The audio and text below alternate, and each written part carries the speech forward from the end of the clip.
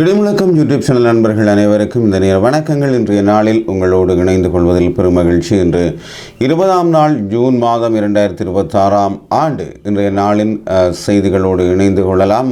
முதலிலே இலங்கையில் நீண்ட நாட்களாக எதிர்பார்ப்பாக இருந்த காப்போத சாதாரண தர பரிசை பெறுபேறுகள் வெளியாகி இருக்கின்றது. உண்மையிலே இந்த பெறுபேற்றின் ஊடாக நல்ல பெறுபேறுகளை பெற்ற மாணவர்களுக்கு நல்வாழ்த்துக்களை தெரிவித்துக் கொண்டு மேலும் இன்றைய செய்திகளோடு நாங்கள் இணைந்து கொள்ளலாம். அர்ச்சுனா எம்பி மீது நிகழ்நிலை காப்பு சட்டத்தின் கீழ் தொடரப்பட்ட வழக்கு தொடர்பிலான செய்தி. அது தொடர்பிலே நீதிமன்றத்தினால் பிறப்பிக்கப்பட்ட உத்தரவு. நாடாளுமன்ற உறுப்பினர் அர்ஜுனா ராமநாதன் மற்றும் மருத்துவர் ஜெயக்குமார் உள்ளிட்டோருக்கு எதிராக தெல்லிப்பளை புற்றுநோய் பிரிவு மருத்துவர் நிகழ்நிலை காப்பு சட்டத்தின் கீழ் தாக்கல் செய்த வழக்கில் தீர்ப்பு வழங்கப்பட்டிருக்கின்றது.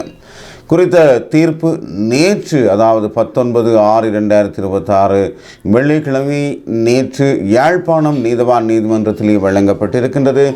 தன்னை தொந்தரவு செய்யும் வகையில் சமூக வலைத்தளங்கள் வாயிலாக அவதூறுகளை மேற்கொள்கின்றனர் என்ற குற்றச்சாட்டின் பேரிலே அர்ச்சுனா ராமநாதன் மற்றும் மருத்துவர் ஜெயக்குமார் ஆகியோருக்கு எதிராக தெல்லிப்பளை புற்றுநோய் பிரிவு மருத்துவர் நீதிமன்றத்தில் வழக்கை தொடர்ந்திருந்தார். இந்த வழக்கு தீர்ப்பு கட்டளைக்கு நேற்று யாழ்ப்பாணம் மேலதிக நீதவான் நீதிமன்றத்தில் நீதவான் நாச்மி குசாயின் தலைமையில் எடுக்கப்பட்டிருக்கின்றது. இதன்போது முதலாவது எதிர்த்தரப்பு வாதியான மருத்துவர் ஜெயக்குமார் பேசிய கருத்துக்கள் தவறானவை அல்ல என்று நீதிமன்றம் நம்புவதாக கூறி அவர் வழக்கிலிருந்து முழுமையாக விடுவிக்கப்பட்டிருக்கின்றார். இரண்டாவது எதிர்த்தரப்பு வாதியான அர்ஜுனா தரப்பில் முன்னிலையான சட்டத்தரணி அவர் ஒரு நாடாளுமன்ற உறுப்பினர் என்பதால் அவருக்கு பேச்சு சுதந்திரம் உள்ளது என விளக்கம் அளித்திருந்தாலும் அதனை வன்மையாக நிராகரித்த நீதவான் நாட்டின் நாடாளுமன்ற உறுப்பினராக இருந்தாலும் சாதாரண குடிமகனாக இருந்தாலும் பேச்சு சுதந்திரத்திற்கு என்று ஒரு வரையறுக்கப்பட்ட எல்லை உண்டு என்று அவர் சுட்டிக்காட்டி இருக்கின்றார். எந்த விதமான சான்றுகளும் இன்றி ஒரு மருத்துவ அதிகாரியின் தனிப்பட்ட வாழ்க்கை குறித்து அல்லது அவர் ஊழல் புரிந்தார் என்றோ அவதூறு பரப்ப யாருக்கும் உரிமை இல்லை என்றும் அவர் தெரிவித்திருக்கின்றார். இந்த நிலையில் பாதிக்கப்பட்ட பெண் மருத்துவருக்கு எதிராக இனி எவ்விதமான அவதூறு மற்றும் போலி பரப்புரைகளை சமூக ஊடகங்களிலோ அல்லது வெளியிலோ முன்னெடுக்க கூடாது என தெரிவிக்கப்பட்டிருக்கின்றது. அத்தோடு பாதிக்கப்பட்ட பெண் மருத்துவருக்கு எதிராக இதுவரை வெளியிடப்பட்ட அனைத்து அவதூறான மற்றும் போலி பரப்புரைகளையும் சமூக ஊடகங்களிலோ அல்லது வெளியிலோ முன்னெடுக்க கூடாது என்றும் தெரிவிக்கப்பட்டுள்ளது.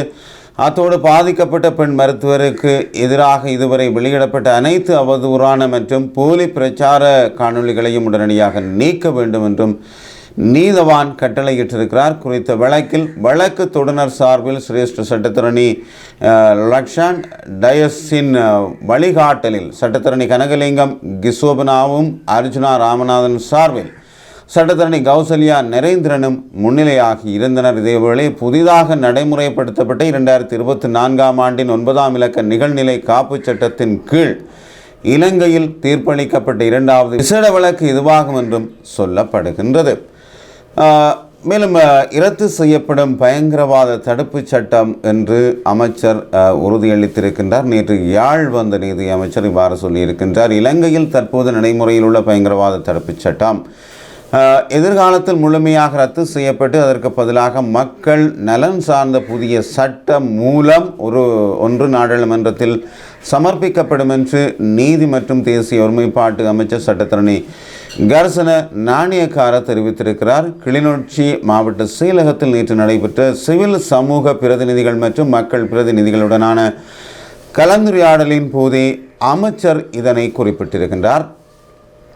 இந்த புதிய சட்டம் மூலம் இன்னும் 2 மாதங்களுக்குள் அரசாங்கத்தால் தாக்கல் செய்யப்படும் என்று எதிர்பார்க்கப்படுவதாக அவர் கூறியிருக்கின்றார். மேலும் இந்த சட்டம் தனிநபர்களையோ அல்லது ஏனைய அரசியல் தரப்பினரையோ ஒடுக்குவதற்காக பயன்படுத்தப்பட மாட்டாது என்றும் உண்மையான பயங்கரவாத அச்சுறுத்தல்களை தடுக்கும் நோக்கிலேயே இது கொண்டுவரப்படுகிறது என்று அமைச்சர் கர்சன நாணயக்கார தெரிவித்திருக்கின்றார். மேலும் கடந்த காலங்களில் காணாமல் ஆக்கப்பட்டவர்கள் விடயத்தில் முன்னைய அரசியல்வாதிகள் முயற்சி எடுத்திருந்தால் இவ்வாறான பிரச்சனைகளுக்கு தீர்வு கண்டிருக்க முடியும்.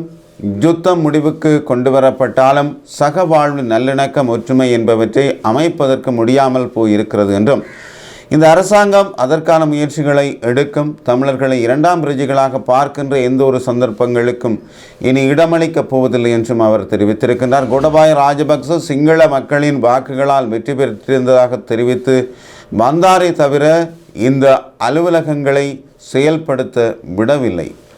குறிப்பாக வெளிநாட்டு நிறுவனங்களினுடைய அழுத்தங்கள் காரணமாகவே இந்த அலுவலகங்கள் பெயரளவில் ஆரம்பிக்கப்பட்டன என்றும் அவர் தெரிவித்திருக்கின்றார். இதேவேளை செம்மணி அகழ்வு பணிகளுக்கு அரசாங்கம் நிதி ஒதுக்கீடு செய்தது தொடர்பாகவும் செய்தி வெளியாகி இருக்கின்றது. செம்மணி மனித புதைகுழி அகழ்வு பணிக்கு தேவையான நிதியினை எமது அரசாங்கம் ஒதுக்கியுள்ளது என்று நீதியமைச்சர் கர்சன் நாணயக்கார தெரிவித்திருக்கின்றார்.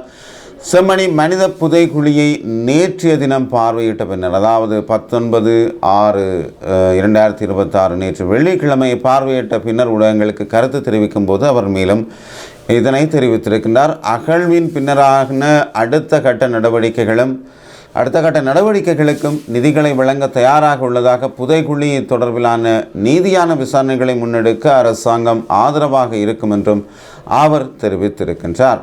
இது தொடர்பிலே மேலும் தெரிவித்த அவர், செம்மணி புதைகுழி தொடர்பில் நீதி நிலைநாட்டப்படும், அதற்குரிய சகல நடவடிக்கைகளையும் நீதி அமைச்சு செய்யும் என்றும், கடந்த கால அரசாங்கம் தமிழ் மக்களை ஏமாற்றியது போன்று எங்களுடைய அரசாங்கமும் தமிழ் மக்களை ஏமாற்ற மாட்டாது என்றும், எங்கள் அரசாங்கத்தை தமிழ் மக்கள் முழுமையாக நம்பலாம் என்றும், வடக்கு தெற்கு என்று பாகுபாடின்றி குற்றம் செய்த அனைவருக்கும் தண்டனை வழங்கப்படும் என்றும், அதற்காக விசாரணைகளின்றி எவரையும் கைது செய்து சிறையில் அடைக்க முடியாது என்றும், இராணுவத்தினர் படுகொலைகளில் ஈடுபட்டிருந்தால் அதற்கான ஆதாரங்களை முன்வைத்தால் நிச்சயம் நாம் இராணுவத்தினருக்கு எதிராகவும் நடவடிக்கைகளை எடுப்போம் என்றும் அவர் நேற்று தெரிவித்திருக்கின்றார். உயர் பாதுகாப்பு வலய காணி விடுவிப்பு கோரில் யாழில் தொடர் போராட்டம். யாழ் வலிகாமம் வடக்கு பகுதிகளில் உயர் பாதுகாப்பு வலயமாக உள்ள தமது காணிகளை விடுவிக்க கோரி காணி உரிமையாளர்கள் போராட்டம் ஒன்றை முன்னெடுத்திருக்கின்றார்கள். ஒவ்வொரு வெள்ளிக்கிழமையும் போராட்டம் நடைபெறும் நிலையில் இராணுவத்தினரின் கொமாண்டோ பங்களா முன்பாக நேற்று அமைதி வழியில் போராட்டத்தில் ஈடுபட்டிருக்கின்றார்கள். வலிவடக்கு பலாலியை சேர்ந்த மக்கள் கடந்த 1990ஆம் ஆண்டு ஜூன் மாத காலப்பகுதியில் அவர்களது சொந்த இடங்களில் இருந்து வெளியேற்றப்பட்ட பின்னர் அப்பகுதி உயர் பாதுகாப்பு வலயமாக காணப்படுகின்றது. யுத்தம் முடிவடைந்து 17 வருடங்கள் கடந்த நிலையிலும் அப்பகுதிகளில் இருந்து பாதுகாப்பு தரப்பினர் வெளியேறாத நிலையில் அவை உயர் பாதுகாப்பு வலயமாகவே காணப்படுகிறது. தமது 650 ஏக்கர் வரையிலான காணிகளை விடுவிக்குமாறு பல வருடங்களாக காணி உரிமையாளர்கள் போராடி வரும் நிலையில், காணிகள் விடுவிக்கப்படாத நிலையில் ஒவ்வொரு வெள்ளிக்கிழமைகளிலும் போராட்டங்களை முன்னெடுப்பதாக காணி உரிமையாளர் முடிவெடுத்திருப்பதாக அறிய கிடைத்திருக்கின்றது. யாழில் மொட்டு கட்சியின் பெண் அமைப்பாளர் ஒருவர் கைது செய்யப்பட்டிருக்கின்றார். யாழ்ப்பாண மாவட்டத்தில் உள்ள ஸ்ரீலங்கா பொதுஜன பெரமுனவின் கட்சியின் மகளிர் அணி தலைவி என்று சொல்லப்படுகின்ற ஒருவர் நெல்லியடி காவல்துறையினரால் கைது செய்யப்பட்டிருக்கின்றார். அயல் வீட்டார் செய்த முறைப்பாட்டின் அடிப்படையிலேயே குறித்த பெண் நேற்று முன்தினம் கடந்த 18ஆம் தேதி கைது செய்யப்பட்டுள்ளதாக தெரிவிக்கப்படுகிறது. முறைப்பாட்டின் அடிப்படையில் நெல்லியடி காவல் நிலையத்திற்கு விசாரணைக்கு அழைக்கப்பட்ட நிலையில் விசாரணை நிறைவடைந்த பின்னர் சம்பந்தப்பட்ட பெண் கைது செய்யப்பட்டு நீதிமன்றத்தில் முற்படுத்தப்பட்ட நிலையில் 14 நாட்கள் தடுப்பு காவலில் வைப்பதற்கு பருத்தித்துறை நீதிமன்றம் உத்தரவிட்டுள்ளது. அயல் வீட்டாருடன் நீண்ட நாட்களாக இடம்பெற்ற தகராறு காரணமாக பொது ஜன பெரமுன கட்சியின் அமைப்பாளரான பெண்ணின் கணவன் மீது அயல் வீட்டார் கடந்த 16ஆம் தேதி தாக்குதல் நடத்தி அதில் அவர் காயமடைந்து பருத்தித்துறை ஆதார வைத்தியசாலையில் அனுமதிக்கப்பட்டிருந்தார். அத்தோடு சம்பந்தப்பட்ட பெண்ணின் கணவர் ஆகியோர் தாக்கியதாக அயல் வீட்டு பெண்ணொருவரும் பருத்தித்துறை ஆதார வைத்தியசாலையில் அனுமதிக்கப்பட்டு நேற்று முன்தினம் வெளியேறியுள்ளார். இந்த நிலையில் பொது என பிரமுன கட்சியின் அமைப்பாளரான பெண் மீது காவல்துறையினரின் கடமைக்கு இடையூறு விளைவித்தமை உட்பட பல்வேறு குற்றச்சாட்டுகள் சுமத்தப்பட்டுள்ளன. இதேவேளை அவர்களுடன் முரண்பாட்டில் ஈடுபட்ட அயல் வீட்டுக்காரனான கணவன் மற்றும் அவரது மனைவி ஆகியோரும் கைது செய்யப்பட்டு அவர்களுக்கும் 14 நாள் தடுப்பு காவல் உத்தரவு பிறப்பிக்கப்பட்டுள்ளது. உண்மையில் இந்த பெண்ணின் முகநூல் வழியான காணொளியை பார்க்கக்கூடியதாக இருந்தது. நான் நேற்று அந்த காணொளியை பார்த்திருந்தேன். அவர் அந்த காணொளியிலே மாலுசந்தி பிள்ளையார் நெல்லியடி மாலுசந்தி பிள்ளையாரிலே வணங்கிவிட்டு அவர் இந்த விடயத்தை வெளிப்படுத்தி இருக்கின்றார்.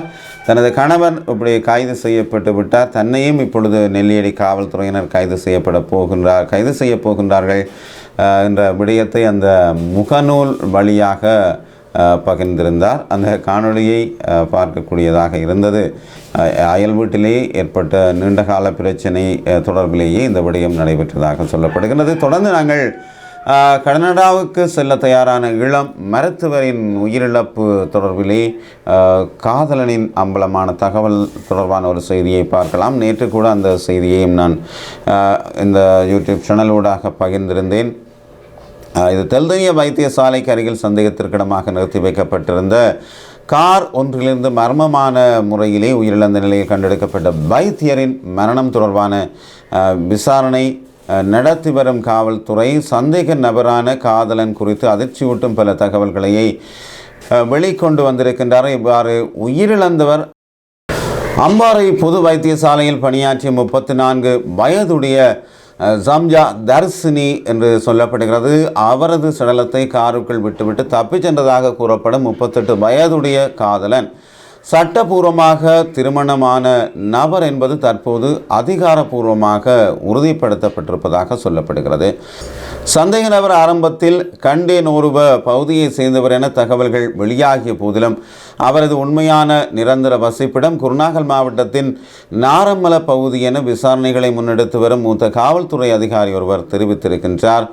மேலும் நாட்டின் பல பகுதிகளில் வசிக்கும் செல்வந்த பெண்கள் மற்றும் இளம் பெண்களுடன் போலியான காதல் உறவுகளை ஏற்படுத்தி அவர்களிடமிருந்து பணத்தை நுட்பமான முறையில் மோசடி செய்த பெரிய அளவிலான ஏமாற்று வேலைகளை செய்தவர் அடையாளம் காணப்பட்டதாகவும் விசாரணைகளில் இருந்து தெரிய வந்திருக்கின்றது.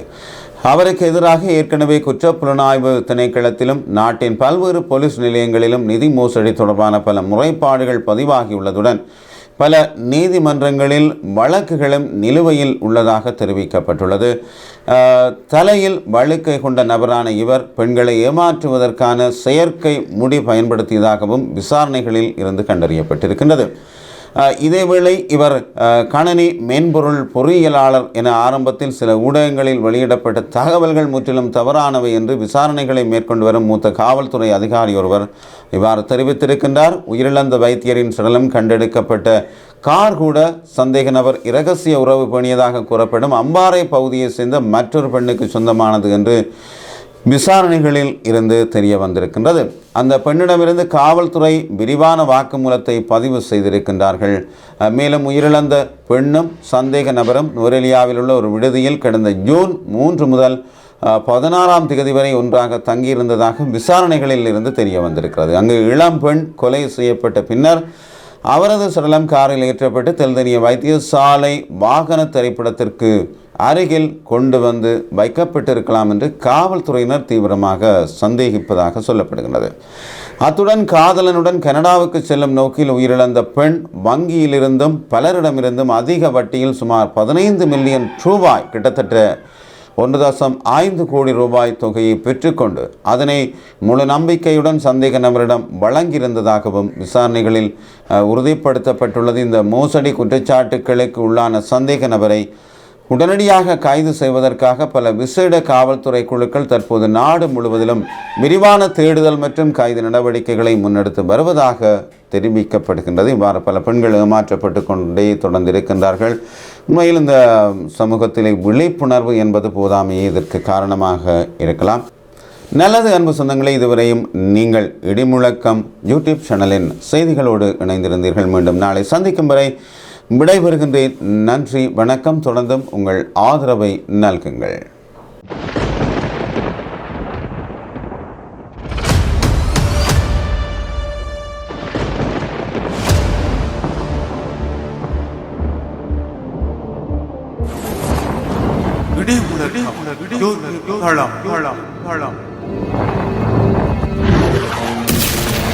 உண்மைகள் உறங்காதிருக்க உழைப்போம்.